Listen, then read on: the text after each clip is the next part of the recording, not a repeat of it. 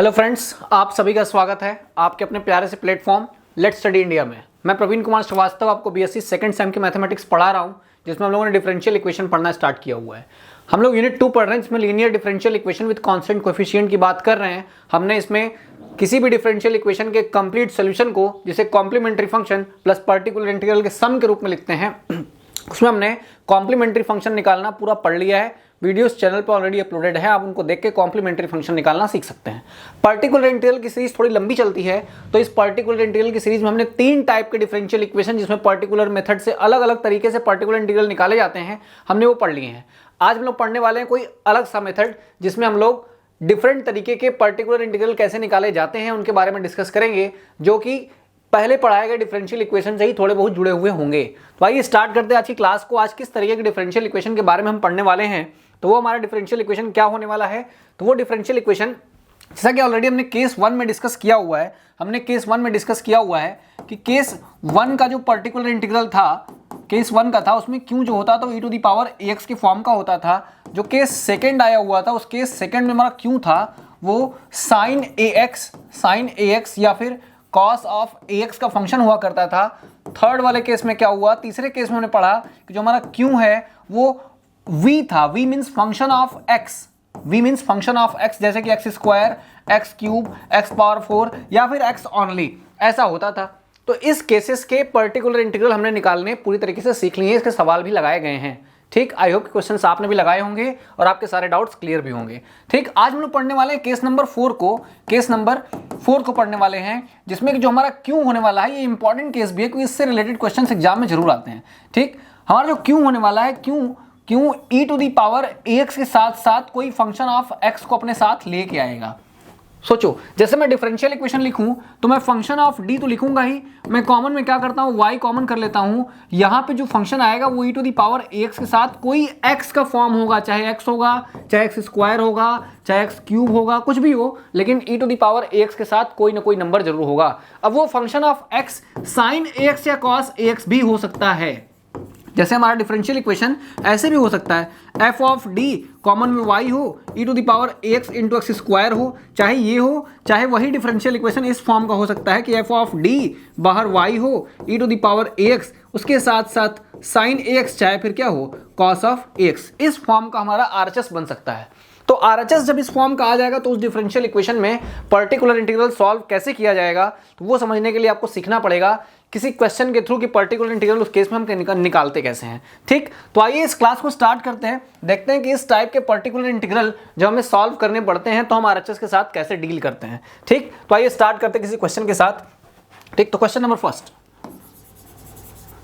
First हमारा सबसे पहला क्वेश्चन है, find the particular integral, find particular integral means pi, particular integral for the differential equation d² minus 4d plus 1 of y is equals to e⁻²x then sin 2x। ये हमारा differential equation लिखा हुआ है। इस differential equation में हमें particular integral find out करना है। जरा ध्यान से देखना इस डिफरेंशियल इक्वेशन को, तो आप ये बात जान जाएगा कि जो राइट साइड लिखा हुआ है वो हमने जो दो डिफरेंट मेथड फर्स्ट और सेकंड वाले केसेस पढ़े हैं, उन दोनों का मिश्रण, मतलब उन दोनों का मिक्स करके दे दिया गया है कि e⁻2x भी है और sin 2x भी है। तो आइए इस क्वेश्चन को सॉल्व करते, निकालते इसका पर्टिकुलर इंटीग्रल सॉल्यूशन। ऐसे डिफरेंशियल इक्वेशन को सॉल्व करने के लिए सबसे पहले आपको पर्टिकुलर इंटीग्रल लिखा कैसे जाता है, वो आप पर्टिकुलर इंटीग्रल लिखते कैसे हैं, 1 फंक्शन ऑफ d तो लिखते ही हैं, इंटू आप क्या करते हैं, इंटू आप करते हैं क्यों। ये तो बताया कि ये तो पर्टिकुलर इंटीग्रल का फॉर्मूला ही होता है। उसी तरीके से आप अगर लिखेंगे इसे, तो पर्टिकुलर इंटीग्रल में क्या लिखेंगे, 1/d² माइनस 4d प्लस 1, ये तो होगा, ये तो फंक्शन ऑफ d है, इसके साथ आप q को ऑपरेट कर देंगे, e⁻2x फिर कितना sin 2x। ठीक, अब देखो करते क्या है, जो एक्सपोनेंशियल पावर होगा उस एक्सपोनेंशियल पावर को हम लोग आगे लिखते हैं। इसको कहाँ लिखते हैं, इसको आगे बुला के लिखते हैं। ठीक, एक्सपोनेंशियल पावर को आगे बुला देते हैं।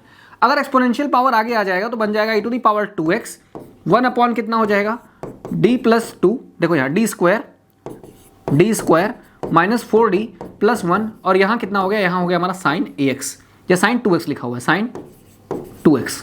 ठीक है, ये बन गया। अब क्या करते हैं, अब एक्सपोनेंशियल वाली पावर कितनी है उसको देखेंगे। एक्सपोनेंशियल वाली पावर हमारे पास कितनी लिखी गई है, 2 लिखी गई है। तो जहां जहां डी होगा उसको हम रिप्लेस कर देंगे। तो जहां जहां डी होगा उसको रिप्लेस कर दिया जाएगा किससे, डी प्लस टू से, डी प्लस टू से। तो यहाँ क्या बन जाएगा, D plus two, D plus two, this is D plus two and then plus 1। ठीक, तो इतना हो गया into sine of 2x, into sine कितना 2x, इंटू साइन 2x। तो हमारा यहाँ तक सॉल्व हुआ है। अब क्या करना है, इसको एक्सपेंड करना और नीचे वाले नंबर को सॉल्व कर लेना है कि नीचे वाला सॉल्व करने पे आएगा कितना। तो आइए स्टार्ट करते हैं, आगे चलते हैं, देखते हैं कितना आता है। हमारा पर्टिकुलर इंटीग्रल चल रहा है e to the power 2x 1 upon D plus two का whole square minus 4 times D plus two plus 1। ठीक, कितना था देख लो यार, डी प्लस टू का whole square minus 4 times D plus two and then plus 1 into कितना sine of 2x into sine 2x। अब देखो जरा e to the power 2x, इसको जरा सॉल्व कर लो, कितना हो जाएगा ये, D square plus 4 plus 4d minus ये 4d हो गया, ये 8 हो गया और ये प्लस 1 हो गया। और यहाँ क्या रहेगा हमारे पास, साइन ऑफ 2x। सही है। अब देखो जरा e to the power 2x तो सही है, 1 अपॉन ये दोनों तो कैंसिल हो गए, क्या बचा 4 और 1 5, तो डी स्क्वायर माइनस कितना, माइनस में देखो यहाँ 4 1 5, 5 माइनस 8 कितना बचा, माइनस 3। सही है, इंटू कितना साइन 2x। अब जरा ध्यान से देखना, तो एक्सपोनेंशियल वाला सॉल्व हो चुका है और हमारा सॉल्व करना है इस वाले पार्ट को। इस वाले पार्ट को देखोगे तो जो आप साइन के साथ डील करते थे उसमें करते क्या थे, जब भी साइन वाला फंक्शन आता था तो हम एक काम करते थे कि जो फंक्शन ऑफ डी स्क्वायर होता था, जो डी स्क्वायर होता था उसको हम लोग F of minus A square से रिप्लेस कर देते थे, करते थे डी स्क्वायर के प्लेस पे माइनस ऑफ ए स्क्वायर। और ये ए कहाँ से आता था, ए आता था इसी 2 को देख के हुए।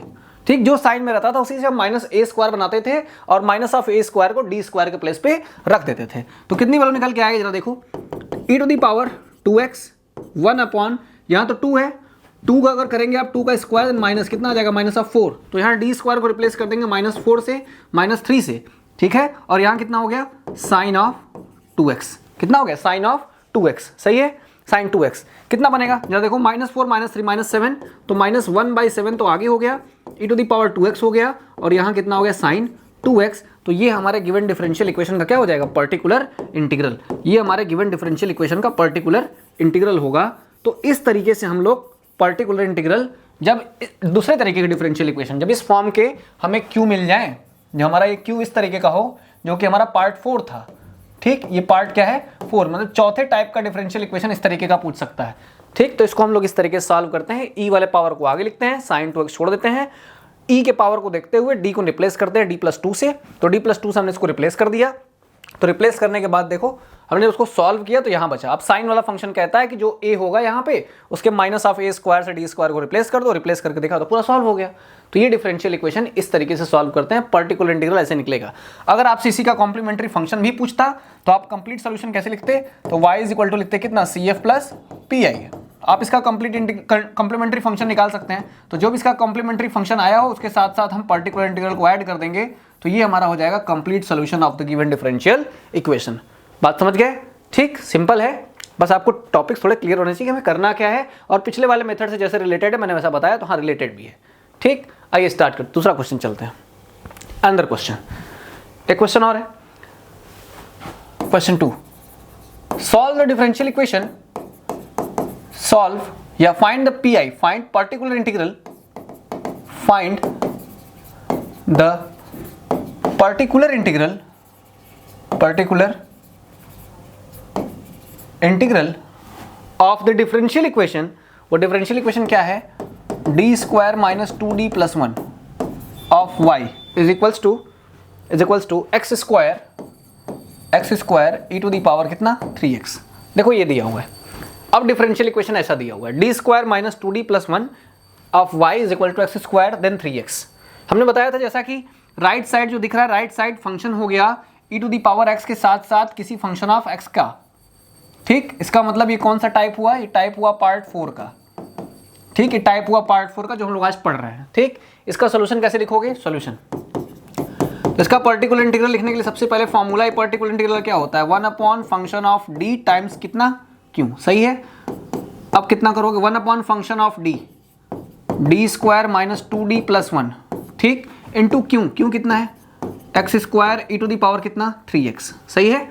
क्या बताया था मैंने, जो एक्सपोनेंशियल पावर होगा वो कहाँ आ जाएगा, आगे आ जाएगा। जो एक्सपोनेंशियल टर्म लिखा हुआ है एक्सपोनेंशियल टर्म को हमको उठा के कहाँ लिखना है, आगे लिखना है। ठीक, तो एक्सपोनेंशियल टर्म को आगे लिख दो, कितना बन जाएगा एक्सपोनेंशियल टर्म आगे लिखने पे, e⁻3x 1/d² - 2d + 1 और यहाँ बचेगा हमारा केवल क्या, x²।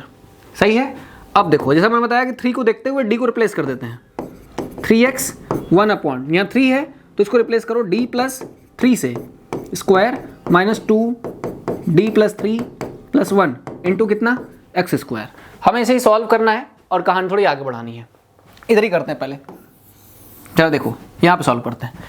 तो कितना है ये, e⁻3x इंटू 1/, कितना बचेगा सॉल्व करने पे, देखो d + 3 का होल स्क्वायर ओपन करो तो d² + 9 + 6d और यहाँ कितना होगा -2d -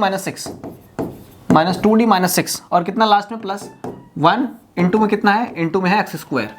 ठीक, यहाँ हो गया e⁻3x 1/, अब देखो जरा d² 6d 2d कितना बचा 4d, 9 - 6 कितना आया 3 + 1 कितना हुआ 4 इंटू कितना x²। सही है।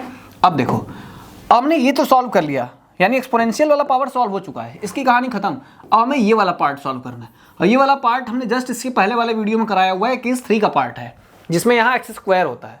क्या करते हैं x² वाले पार्ट में, क्या करते हैं, नीचे वाला जो कांस्टेंट नंबर होता है उसको 1 बनाते हैं, कांस्टेंट को 1 बनाया जाएगा। तो e⁻3x, अब करना क्या है, यहाँ से तुम्हें 4 कॉमन कर लेना है। क्या बचेगा इसके प्लेस पे, 1 बचेगा, d²/4 बचेगा और 4d/4 बचेगा, आएगा 4d/4 आएगा 4d/4। ठीक, ये आएगा कॉमन लेने के बाद तो ये बचेगा। ठीक, 4 कॉमन कर लिया, इतना बचा इंटू कितना हो गया x²। सही है। अब देखो e⁻3x इंटू 1/4 तो बाहर निकल गया, इसको यहीं छोड़ दो। अच्छा ये ऊपर जाएगा तो कितना बन जाएगा 1 + d²/4। अच्छा यहाँ कितना 4 से 4 कैंसिल, देन d और पावर कितना हो गया -1 देन कितना x²। हमें इसी का एक्सपेंशन बायनोमियल एक्सपेंशन से करना है। ठीक, हमें इसी को एक्सपेंड करना है, भाई बायनोमियल एक्सपेंशन से एक्सपेंड करना है। ठीक, चलिए एक्सपेंड करते हैं, आगे चलते हैं। e⁻3x/4 particular integral e⁻3x/4 1 + d²/4 कितना था, प्लस था माइनस था, माइनस रहा होगा, -d। ठीक, -d + d बचा हुआ है, या माइनस प्लस तो कुछ नहीं था ना, देख लेंगे यहाँ पे। ठीक, 6d + 4d बिल्कुल सही। ठीक है, d², हाँ ये +d है, +d पावर कितना -1 e⁻ कितना नहीं x², यहाँ हो गया x² और यहाँ पावर -1।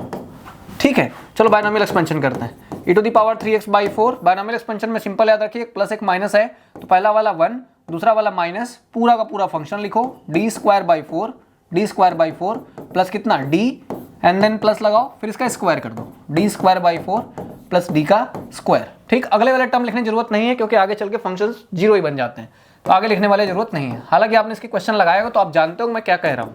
ठीक, e⁻3x/4 1 माइनस कितना बनेगा d²/4 और ये -d प्लस इसके स्क्वायर में क्या आएगा d⁻4/16 प्लस यहाँ आएगा d² और लास्ट में ओपन करेंगे तो 2d³ कितना 4 और बाहर कौन होगा, बाहर होगा x²। सही है। अब देखो e⁻3x/4 आप x² को ऑपरेट करिए, x² का मल्टीप्लाई x² माइनस d² मतलब 2 बार डिफरेंशिएशन ऑफ x²। एक बार डिफरेंशिएशन x² का कितना देता है 2x, दूसरी बारी डिफरेंशिएशन 2 और तीसरी बारी कितना 0। तो ये दूसरी बारी में है, और ये पहली बारी में है। तो यहाँ कितनी बार 2 बार हो रहा है, 2 बार होने पे कितना आएगा 2 आएगा, तो 2 बटे कितना 4 माइनस एक बार करने पे कितना आएगा 2x प्लस 4 बार करने पे कितना होगा 0। ठीक, 2 बार करने पे कितना आएगा 2 आएगा और यहाँ 3 बार करना है तो वो भी कितना होगा 0 होगा। तो लास्ट वाले कितने हो जाएंगे, अब 0 हो जाएंगे और बाहर सब खत्म। ठीक, जरा देखो e⁻3x/4 हो गया, हाँ ठीक, x² कितना बचा -2x और यहाँ देखो कैंसिल होने के बाद बचेगा तुम्हारा +2 - 1/2। ठीक, 2 - 1/2 तो कितना आएगा e⁻3x बाई कितना हुआ 4 हुआ। ठीक, x² -2x और यहाँ देखो 2 दूनी का 4 में से 1 गया 3 मतलब 3 कितना 2, 3/2। हम इसका एलसीएम लेके इसको सॉल्व कर सकते हैं। एलसीएम लेके सॉल्व कर दोगे तो कितना मिल जाएगा, जरा देखो e⁻3x बाई कितना आ गया 4 आ गया, एलसीएम लोगे नीचे तो कितना बनेगा 2 बनेगा और यहाँ कितना आएगा 2x² -4x और प्लस कितना होगा +6 होगा। ठीक है, यहाँ देखो 2 हुआ 4 हुआ और ये नहीं 3, सॉरी यहाँ 3 होगा, यहाँ 3 होगा। ठीक, अब देखो 4 और 2 मल्टीप्लाई करके कितना बना लिया, 8 बना लिया, 8 हो गया। और यहाँ 2x square minus 4x plus कितना हुआ, 3 हुआ। तो ये हमारा डिफरेंशियल इक्वेशन का क्या हुआ, पर्टिकुलर इंटीग्रल निकला। तो ये हमारा पर्टिकुलर इंटीग्रल होगा गिवन डिफरेंशियल इक्वेशन का।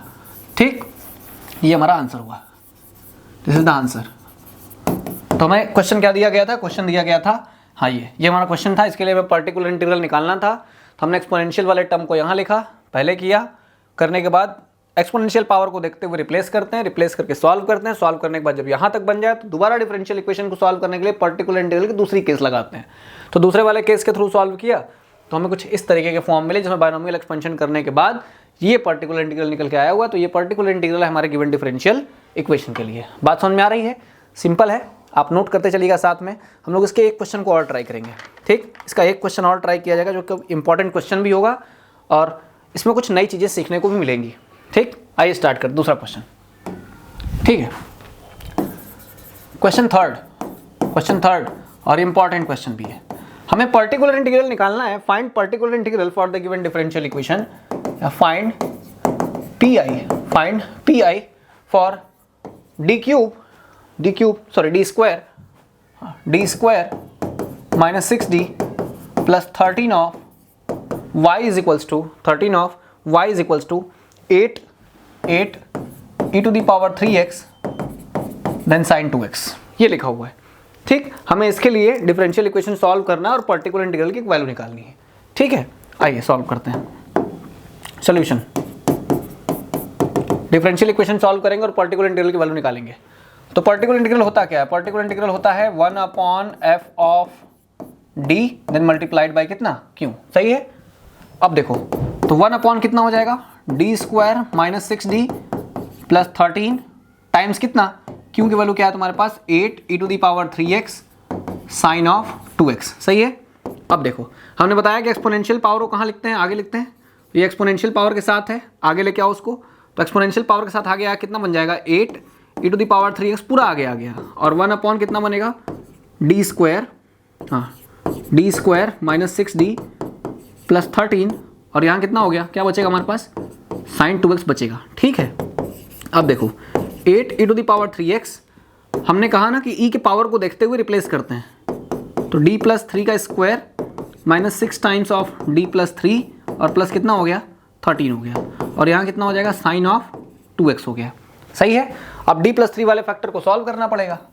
इसको थोड़ा सॉल्व कर लेते हैं, कितना बनेगा, 8 e to the power 3x, हमें इसे ही सॉल्व करना है। 1 जरा ओपन करो तो डी स्क्वायर प्लस 9 प्लस कितना बनेगा, 6d और यहाँ कितना बनेगा, minus 6d plus 18 minus 18 plus 13 minus 18। ठीक, और प्लस लास्ट में कितना है, 13 और यहाँ कितना हो जाएगा, साइन ऑफ 2x। ठीक, अब देखो यहाँ 8 e to the power 3x 1 देखो ये तो ऐसे ही कैंसिल हो गया। ठीक, अब कितना बचेगा, 9 यहाँ पे है और 18 यहाँ पे, यहाँ डायरेक्टली कितना बचा, -5 है और 9 में से 5 गया, कितना बचा, 4 बचा। तो डी स्क्वायर प्लस कितना बचा हमारे पास, 4 और यहाँ कितना आया, साइन ऑफ 2x। ठीक, अब जब आप देखेंगे तो आप बोलेंगे सर लास्ट वाला जो है उसको आप साइन के प्रोसेस से जैसे सॉल्व करते थे वैसे सॉल्व कर सकते हैं। जैसे हम इसको साइन के प्रोसेस से सॉल्व करते थे हम इसको वैसे ही सॉल्व करने का ट्राई करेंगे, लेकिन क्या है वाकई वैसे सॉल्व हो जाएगा। जरा जब हम रखते थे डी स्क्वायर को रिप्लेस करते थे माइनस ऑफ ए स्क्वायर से, but F of minus A square रखने पर डिनोमिनेटर 0 नहीं होना चाहिए था, ये केस होना चाहिए था। लेकिन जरा यहाँ देखो, यहाँ 2 है, जैसे तुम 2 का -2 स्क्वायर करोगे क्या आएगा, -4 आएगा और यहाँ -4 + 4 करते ही 0 बन जाएगा। ठीक, तो इस केस में हम क्या करने वाले हैं, इस केस में ऊपर क्या किया जाएगा, ऊपर एक बार x से मल्टीप्लाई करेंगे। लिखो multiplying numerator bye x and differentiating denominator. ठीक, अब देखो जरा, तो 8 e to the power 3x तो हो ही गया, ऊपर x से मल्टीप्लाई करेंगे और नीचे एक बार डिफरेंशिएट करेंगे। डिफरेंशिएट करो कितना आएगा, 2d और एक कांस्टेंट का 0 हो जाएगा, तो कितना बचेगा हमारे पास, साइन 2x बच जाएगा। ठीक है इतना। अब देखो अब क्या करना है, 8 e to the power 3x बचा हुआ है, 8 e to the power 3x बचा हुआ है, x/2d आया हुआ है और कितना हुआ यहाँ पे, साइन ऑफ 2x। 1/d का मतलब होता है इंटीग्रेशन, 1/d का मतलब होता है इंटीग्रेशन।